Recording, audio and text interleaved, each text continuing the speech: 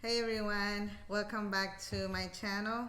My name is Nancy Nixon. If you are new to my channel, welcome. And if you've been following for a couple of months now, welcome back. Tonight is going to be a little bit different. As you can tell, I have hubby with me on the side. Hey everybody.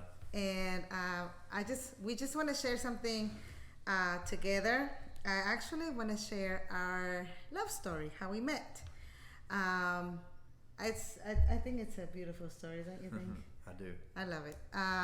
It's how it's just a testimony of how God works and God's timing and how God can answer prayer. Okay, so before I start, if you have not met my husband before, this is my husband. His name is Brandon. That's And me. How old are you? 49. 49. He's 49 years old and he's been a pastor for 10 years now, right? Yeah, I started pastoring in 2011. Yes. So yeah. 10 years. And we've been in the ministry together and we have had ups and downs, but we've been victorious. Amen. Amen. Through all those years. So if you hear that noise in the background, it's the washer and the dryer. Okay, so I'm gonna go ahead and get started.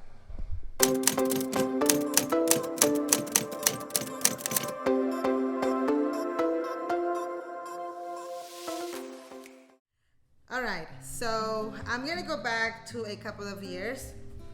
Back in 2001, I was engaged to a gentleman that I thought he was the love of my life, whom I thought it was the one that God had for me, but I was wrong. So him and I dated for a year. I was really young when I got engaged. I was 18 years old, and I thought I was ready for marriage. I thought I was ready to be a wife, a mother, and just do a life with this man that gentleman that I was gonna marry. But God had other plans.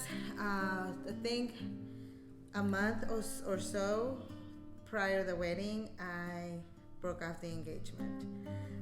Mom had been praying for me for a while, simply because she knew that it was not the time. It was not perfect time for me to get married. I was too young, and I just wanted to get out of my house for some reason. I mean, I had great parents, but when you are rebellious at that age, you think that your parents don't know anything. So if you are young, listen to your parents.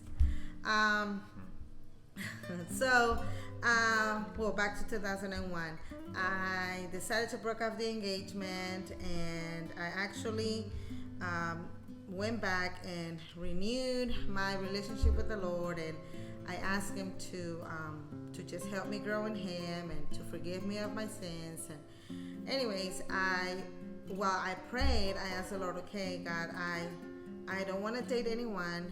I want to stay alone for a while, and I want to be able to just focus on you. And I just want you to send me the right person at the right time. And I asked him for I think there were 5 things I asked the Lord for the man that I wanted to marry to have. One of them was that he loved me for who I was, or for who I am. The other one was that he loved my family, that he had a calling in his life, that he would be at least 10 years older than me. And this is funny, and I won't go into details, but I even asked the Lord that the man that was going to be my husband to not even have a car. Those were the 5 things that I asked God for. Do you remember me telling you that? I do. Yeah. So I didn't date anyone for a long time. I went out with friends, and I started growing in the Lord. Fast forwarding to towards the end of 2005, I went to a church camp, and I met this gentleman that I was like, oh my goodness, he's the one. This is the one that God has for me, because it has to be, because it looks like he's the one. So I started talking to this gentleman, and then prior to that, couple of months later, my sister got a job at a insurance place, which we're not gonna say which the name of the place, but it was an insurance place, and she'd been working there for a while, and then someone got a job there. Who? Could have been me. Yeah, he got a job there. But tell us what had happened prior to that. You were living in South Carolina, right? And Right. then you were running away from the Lord, and you ended up in California. Ended up in California, running from the Lord. Never been to California before, 3,000 miles away from home. Was not saved. Struggled with drugs and alcohol for almost 20 years. When I got into California, not to make a long story, but California is actually where I got saved, where I gave my life to the Lord. And it was actually in 2005. Wound up out there, and I think it was at the end of 2003 or the beginning of 2004, and I was homeless. And just to make a long story short, when God changed my life and saved me, I mean, He changed everything. Never drank again, never done drugs again. Completely a whole turnaround in my life. Nothing was the same. I went into this mission out there, stayed there. And actually, in that mission is where, when I first met Nancy. And the mission was a Christian mission. You were living there. I wasn't part of it, but you were living there. Right. Yeah. And I was living there, just going through that program. Basically using it as an opportunity to grow in the Lord, reading the Bible every day and praying. And in fact, in that mission is where God called me to preach. Yeah. And So, but you were living there, and it was kind of like a rehab, correct? correct. It was like a rehab, but they were not giving you medicine. It was a Christian rehab where they focus on him becoming addiction free through the Word of God and through having a relationship with God, correct? Amen. Right. So you started going to the organization that we pastor. I was going to the Spanish-speaking one, and he was going in the English-speaking one in the same city. They're only like a mile They apart. were like a mile apart. So someone from the church offered you a job there, correct? Correct. Okay. She told me that she was in human resources and said they were looking for someone to run the front office, to be a receptionist. And I was definitely needing a better job. And so I took that job, started working full time. What is so funny is That I called every day. she was calling every day to the insurance place because before I started working there, her sister was working there. And it's so funny to look back on all that because, and it even makes me want to cry to not know that every day I'm working as a male receptionist and I'm answering, maybe 200 phone calls a day. Not knowing that every day that my future wife, I'm talking to her on the phone and transferring her to her sister. Yes. And me not even knowing who she is. But I think that's just quite amazing Yeah. how that God turned all that around. I'm 3,000 miles away from home, from my parents, in a place that I've never been, get saved, and then how God works all that out. And Yeah. So, okay, so what happened was they had my family, my side of the family, they are very talented. They play instruments and they invite them to sing, and very, very, very talented. God gifted them with that. And there was a birthday party for a lady at the church that he was going to, and my sister and my parents, and I think my sister and my parents and my brother, they went to that birthday party, and they're like, "Hey, Nancy, you want to come?" Like, "No, I don't want to go. I don't want to go." So I stayed with my two youngest siblings then.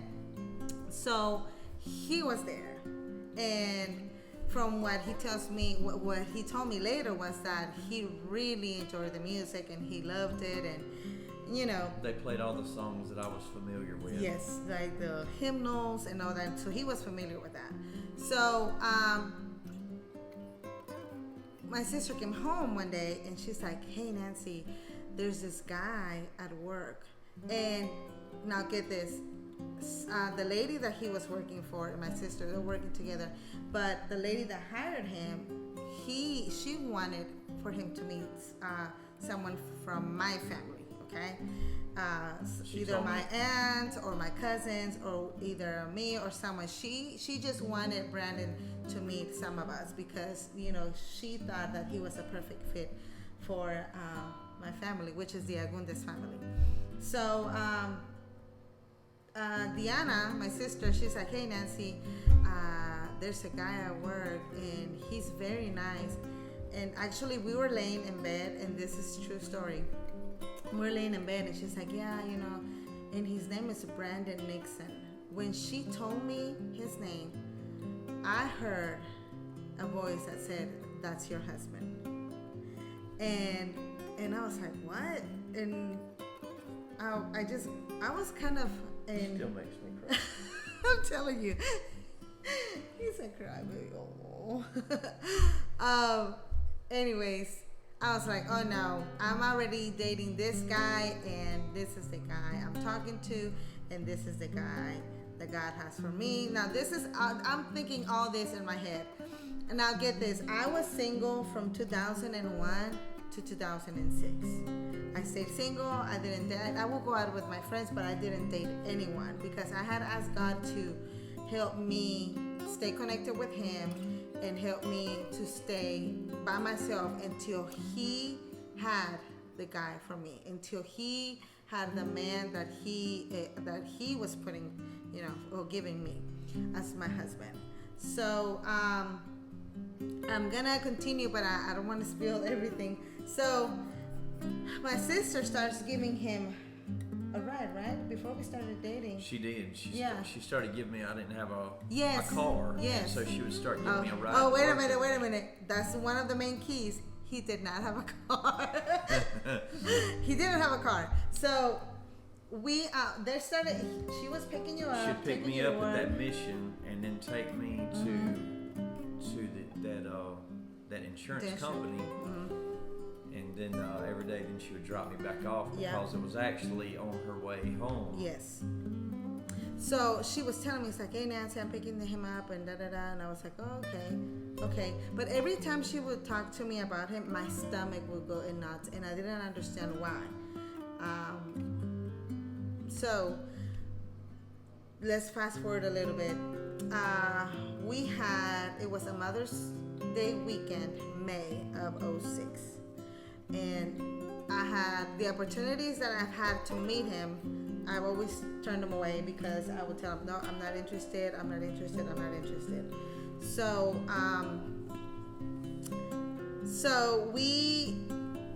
we had, back then, we were having youth services in the mornings once a month, district-wise. That means that all the churches from San Diego County, they were coming together and having church. So that morning I was asked to lead praise and worship, so I had to go. Now Mom was asked to speak at the same time at the English speaking that he was going to. And Mom asked me, she's like, "Hey, Nancy, are you gonna come?" I was like, "No, I'm gonna go with the youth."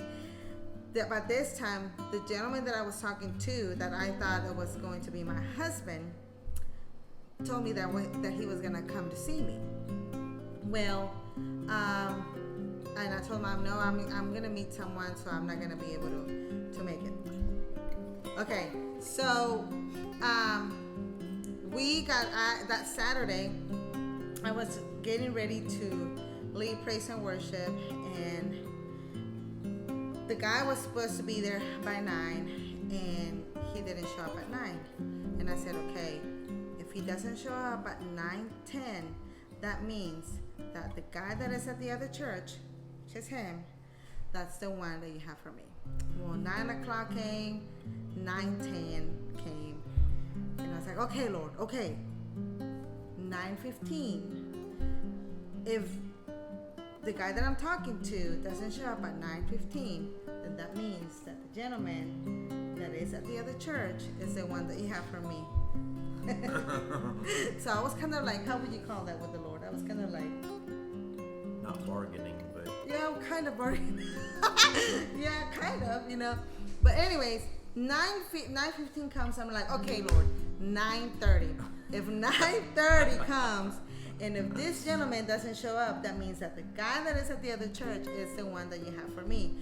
And the reason why I was doing that, it's because, I mean, my sister had talked to me about him, and I've heard a lot of things about him, and then she had told me, you know, where he was living and what type of place that was, and I didn't feel anything wrong. I was like, okay, we all have a past, you know, we all sin some way, somehow.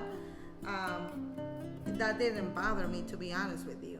But I was kind of like, let's say, in denial that you were the one that God had for me. Anyways, 9:30 comes, and he didn't show up. And I'm actually going to stop here because I don't want to give you guys all the details. I actually want to have a part 2 for this, and it's gonna be coming on Thursday. But we're gonna try to end this by telling you this. God works in mysterious ways, in ways that we cannot. How would you say it? Comprehend. There you go. We cannot comprehend how he works. It may take a year, 5 years, 10 years, but his timing is perfect, right? it is. So God, it shows the kind of God that we serve, and to me, what a beautiful, artistic God yes, that we serve, because He can work details out in ways that we could never, ever dream of. yeah, that's right. And we're gonna stop right here, but I hope you guys tune in for our next video. We're gonna give you guys the details of how everything happened after that, and just how God worked things for us, for him, and for myself. And you know, one thing that we can talk about this later, but one thing that we did have to learn after we got married, and we didn't really see it at first, but after a while we would learn our differences in culture. Oh yes, And that's gonna have to be another great video for that. And I think we're going to have to really discuss that and maybe help somebody else out there, because somebody told us that. I just didn't realize what it was going to be. Yes. And we had to learn each other's way of, you know, what was funny, what's not funny, how we joke around and that kind of thing. Yeah. My sense of humor, her sense of humor. Mm-hmm. We're two totally different nationalities. And so we had to work through a lot of stuff. Yes. But God helped us. Yes, he did. All right, so we're gonna go ahead and end this video here tonight. I hope you guys tune back with us. Come on, Abby. Abby wants to say bye. If you have not subscribed to our channel, make sure to subscribe. Please do. And what else? Like. Give And also share this video. Share this. Give it a thumbs up. Give it a thumbs up. We'll talk to you guys later. Bye. Bye bye.